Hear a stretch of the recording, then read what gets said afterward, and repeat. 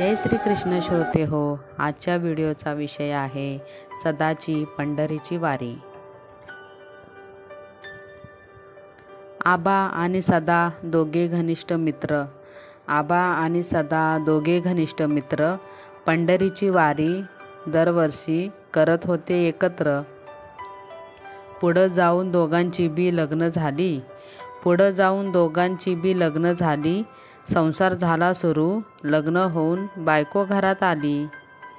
सदा रमला नवीन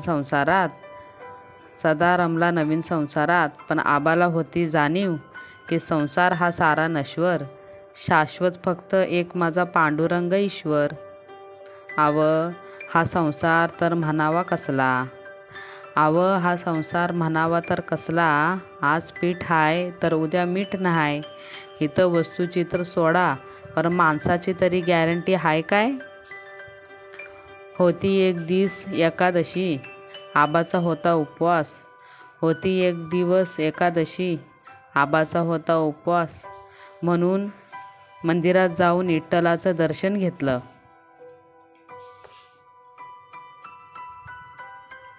सदानं चाकत माकत केली बायकोनी दिलेली न्याहारी आणि स्वतःच्या उपवासावर पाणी ओतून घेतलं.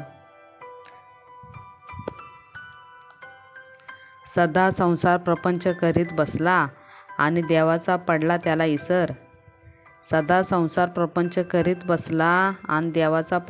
इसर. लई जीव त्याचा बायको पोरांवर, त्यांना काय बी कमी पडू नये याचाच त्याच्या जीवाला घोर. आबानं केली तयारी, म्हणाला चल सदा आपल्याला वारीला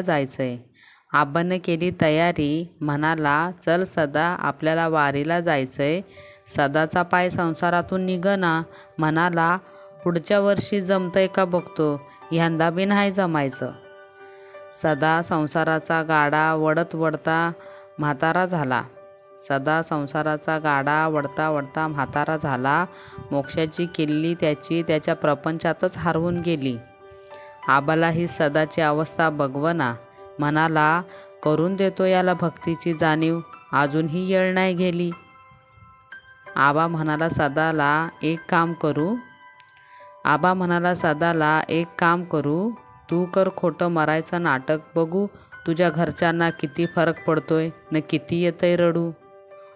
सदाने ऐकलं आबाचं, घेतलं डोळं मिटून. मला माहितीये लय रडतील मला असं बघून, आपण पण बघूया जरा नाटक करून. बायको लागली रडायला सदाला बघून. म्हणाली अरे देवा आता मी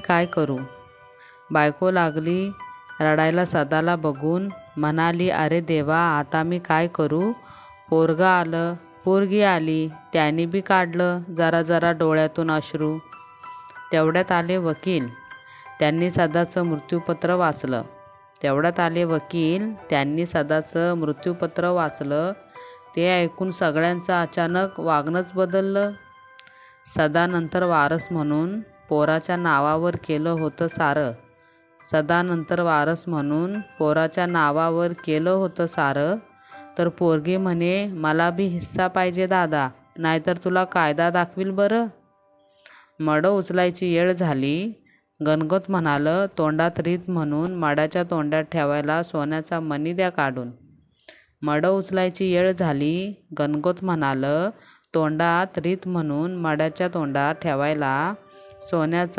द्या काढून.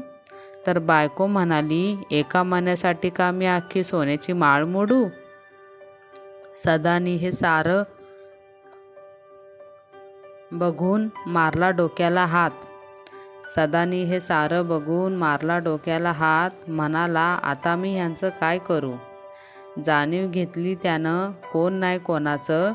थोडं आयुष्य उरलंय ते तरी आता सार्थकी करू. म्हणाला आबाला चल थेट पंढरपूरला जाऊ आणि पहिलं विठ्ठलाचं पाय धरू. सदा म्हणाला आबाला कसा पडला मला विठ्ठलाचा इसर आणि माझी बुद्धी